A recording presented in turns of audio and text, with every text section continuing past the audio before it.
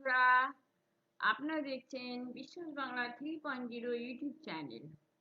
হ্যাঁ বন্ধুরা, এই চ্যানেলে আমি বাংলা স্বর্ণীয় বর্ণীয় মনীষীদের জীবন কাহিনী সংক্ষেপে বলে যাচ্ছি। যদি ভালো লাগে লাইক শেয়ার সাবস্ক্রাইব করে চ্যানেলকে সাহায্য করবেন। আপনাদের সাবস্ক্রাইব আমার চলার পথে পাথেয়। আর যদি কারো জীবনে জানতে ইচ্ছা করে তাহলে আমাকে জানাবেন, আমি যথাসম্ভব চেষ্টা করব। আর যদি অলরেডি সাবস্ক্রাইব করে থাকেন তাহলে যথেষ্ট ধন্যবাদ। আমি আজকে বলবো বিভূতিভূষণ বন্দ্যোপাধ্যায়ের সংক্ষিপ্ত জীবন কাহিনী। 1894 খ্রিস্টাব্দের 12 সেপ্টেম্বর কাঁচরাপাড়া হালিশহরের নিকটবর্তী মুরারিপুকুর গ্রামে প্রখ্যাত কথাসাহিত্যিক বিভূতিভূষণ বন্দ্যোপাধ্যায় জন্মগ্রহণ করেন। পিতার নাম মহানন্দ বন্দ্যোপাধ্যায় এবং মাতার নাম মৃণালিনী দেবী। 24 পরগনা জেলার ব্যারাকপুর বনগ্রামে তাদের আদিবাড়ি ছিল। পৌরোহিত্য ও কথকতা করতেন তার পিতা। দারিদ্র্য ও অভাব অনটনের মধ্যে তার বাল্য ও কৈশোর জীবন কাটে। 1914 খ্রিস্টাব্দে হাই স্কুল থেকে বিভূতিভূষণ ম্যাট্রিকুলেশন পরীক্ষায় প্রথম বিভাগে পাশ করেন। 1916 খ্রিস্টাব্দে আইএ এবং 1918 খ্রিস্টাব্দে বিএ পাশ করেন ডিস্টিংশন নিয়ে কলকাতা রিপন কলেজ থেকে। এমএ এবং ল ক্লাসে ভর্তি হলেন শিক্ষালাভের জন্য, কিন্তু চাকরি করতে বাধ্য হলেন আর্থিক অসচ্ছলতার জন্য।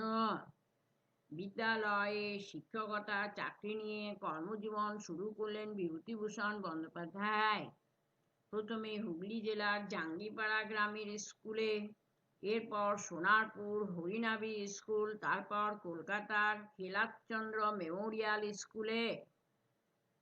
এর মধ্যবর্তী সময়ে তিনি কেশরাম পোদ্দারের গোরক্ষণী সভার প্রচারের কাজ করেন কিছুদিন।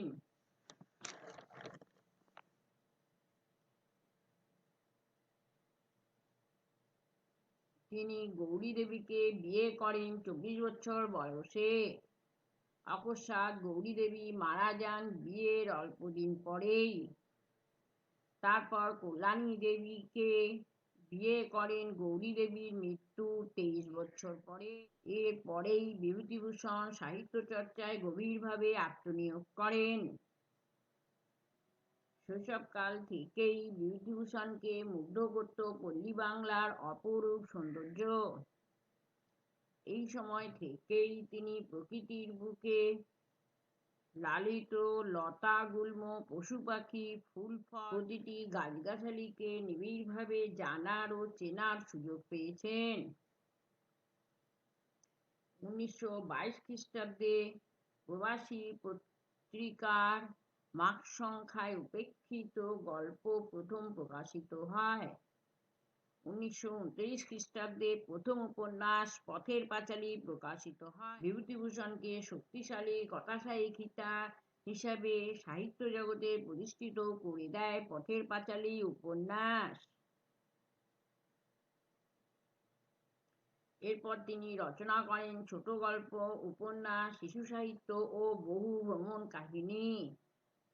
তার রচনায় দরদের সঙ্গে চিত্রিত হয়েছে বাংলার পল্লী প্রকৃতি, গ্রাম্য জীবনের দুঃখ, ভালোবাসা ও স্বপ্ন আসার কথা।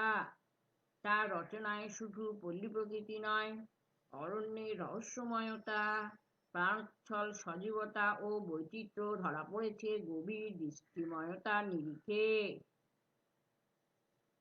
তার সাহিত্য সৃষ্টিতে প্রাণবন্ত করে তুলেছে ভারতীয় আধ্যাত্মবোধ এবং তার সীমাহীন অটল স্পর্শ। গল্প, উপন্যাস, শিশু সাহিত্য, দিনলিপি সব মিলিয়ে তিনি প্রায় 50টিরও বেশি গ্রন্থ রচনা করেছেন।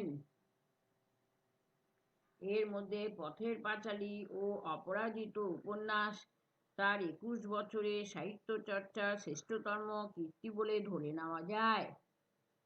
বিভূতিভূষণ কিশোরদের জন্য রচনা করেছেন ডঙ্কা বাজে, বনে পাহাড়ে, চাঁদের পাহাড়, হীরামানিক জলে প্রভৃতি।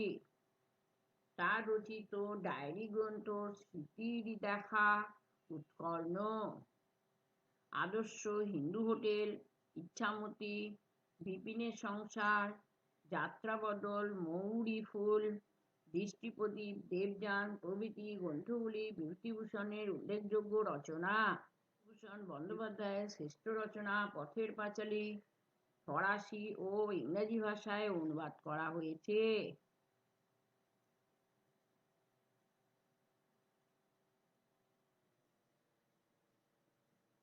এই প্রথিতযশা লেখকের লোকান্তর ঘটে বিহার রাজ্যে ঘাটশিলায় 1950 খ্রিস্টাব্দের 1 সেপ্টেম্বর। তাহলে ওনার মৃত্যু হয় না ঘাটশিলায় 1950 খ্রিস্টাব্দের 1 সেপ্টেম্বর। এই ছিল বিভূতিভূষণের সংক্ষিপ্ত জীবন কাহিনী। Thank you.